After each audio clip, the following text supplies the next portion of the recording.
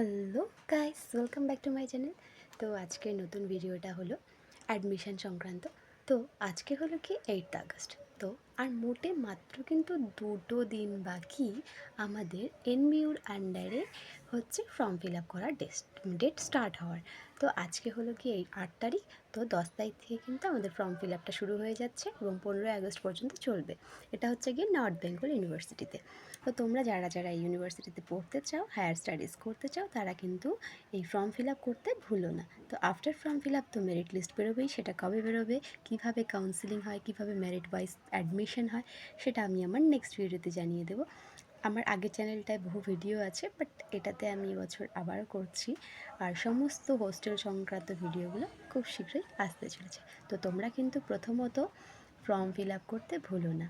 আর hostel ব্যাপারে যদি কোনো কিছু জানার থাকে একটা কমেন্ট করে দেবে, আমি সব নেক্সট ভিডিওতে জানিয়ে দেবো। টাটা।